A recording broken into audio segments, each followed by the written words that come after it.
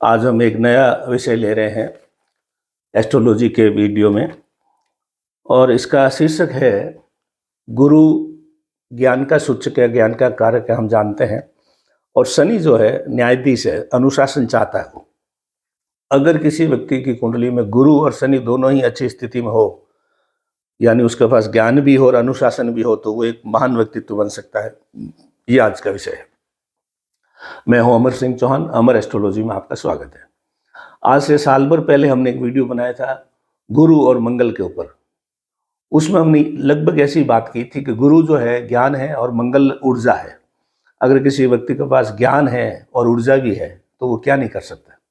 ज्ञानी हो और ऊर्जा हो तो वो कहाँ ऊंचाई, कितनी ऊंचाई प्राप्त कर सकता है। उसी तरह का आज का वीडियो है कि गुरु ज्ञान की सूचक है और शनि जो है अनुशासन का सूचक। किसी के पास ज्ञान भी हो और अनुशासन भी हो तो आप अंदाजा लगा दीजिए वो कितना महान व्यक्तित्व बन सकता है। तो आप अपनी कुंडली के माध्यम से आज हम चर्चा कर रहे हैं उसके अनुसार आप भी देखें कि कैसे हो सकता है।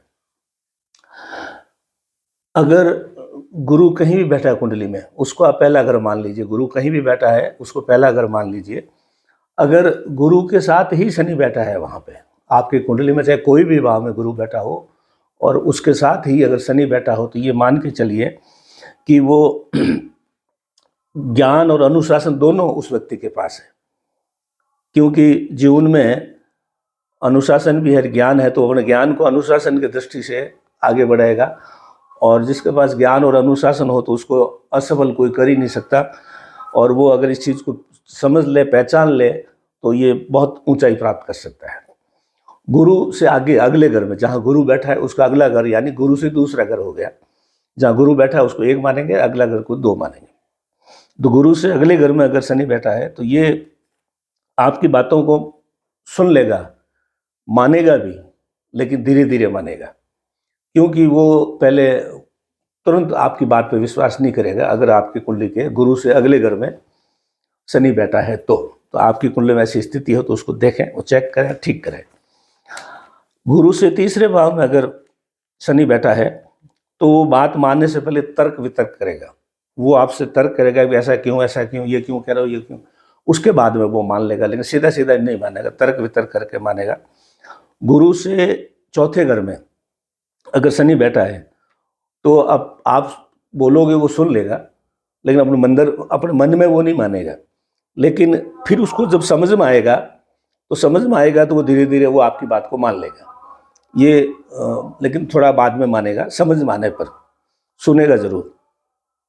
गुरु से अगर पांचवें घर में शनि बैठा है तो गुरु की आज्ञा को धर्म मानेगा। जो गुरु जी ने कह दिया उसको सीधा मान लेगा, वो कुछ भी नहीं करेगा और अच्छा शिष्य बनेगा। यानी गुरु से शनि की जोड़ी अच्छी रहेगी। पांचवें घर में शनि है तो गुरु से आगे छठे घर में अगर शनि बैठा है तो वो पहली बात तो बात को मानेगा ही नहीं। मानेगा तो कहेगा, चिड़चिड़ा हो जाएगा और वो ये साबित करेगा कि आप जो कह रहे हो वो करके दिखाओ। वो तर्क वितर्क और बहस भी करेगा, चिड़चिड़ा हो आपको भी करेगा और आप खुद भी हो जाएगा। तो वो थोड़ा देर से इस चीज़ को समझेगा, नहीं भी समझे। गुरु से सातवें घर में शनि है तो गुरु ऊपर है, शनि सातवां घर नीचे है, तो गुरु और शनि आमने सामने है।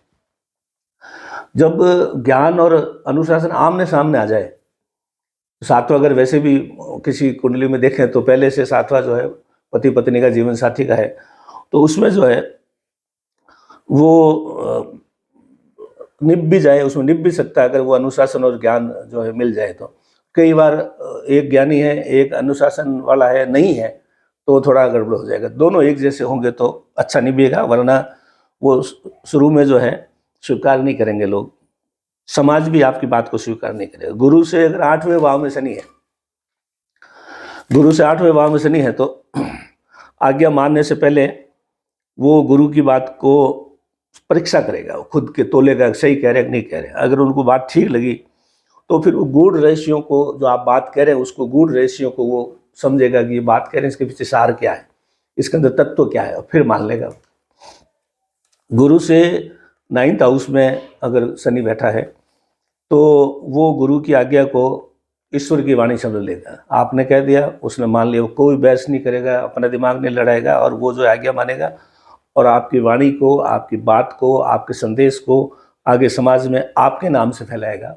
वो खुद श्रेय भी नहीं लेगा, श्रेय भी आपको देगा। अगर गुरु से 9वें भाव में शनि बैठा है तो गुरु से 10वें भाव में अगर शनि है तो वो जीवन भर सिद्धांतों की बातें करेगा और उन बातों को जीवन में प्रैक्टिकल रूप से पहले तोल के देखेगा। जो प्रैक्टिकल रूप से तोल के देखने के बाद वो आपकी बात मान लेगा, यानी गुरु की बात वो मान लेगा। शनि अगर 10वें घर में है तो, शनि अगर 11वें भाव में है तो गुरु की आज्ञा मानेगा तो जरूर। अगर उसको लाभ दिखेगा तो, आप जो बात कह रहे हो उसमें लाभ है उसको, तो वो जरूर मानेगा, अन्यथा नहीं मानेगा। गुरु से 12वें भाव में अगर शनि है, यानी गुरु से पिछले घर में, तो वो आपकी बात सुन लेगा और हो सकता है वो आपका शिष्य भी बन जाए। और अगर उसको समझ में नहीं आई तो वो भाग भी जाएगा, पलायन कर जाएगा। तो वो जो है मित्रता शत्रुता दोनों तरह का उसके पास ये चीज़ रहेगी। तो ये जो है बात हमने की है कि गुरु के साथ में शनि जो है, वैसे आप देखो अशुभ ग्रह माना जाता है गुरु के साथ शनि, और हमने मंगल भी बनाया था, लोगों ने कहा भी मंगल तो शुभ ग्रह है। देखो हर चीज़ों को मिलाने से सोना बनता है, दो धातुओं को मिलाने से। तो कभी सीधा सीधा ये नहीं देखना चाहिए कि ये क्या है क्या नहीं है। तो गुरु ज्ञान है, शनि अनुशासन है। ज्ञान और अनुशासन मिलने के बाद में एक रूप, व्यक्तित्व, चीज़ ही अलग हो जाता है इंसान। तो आज की वीडियो में इतना ही। अमर एस्ट्रोलॉजी में आपका स्वागत है। वीडियो देखिए, आगे शेयर कीजिए। धन्यवाद।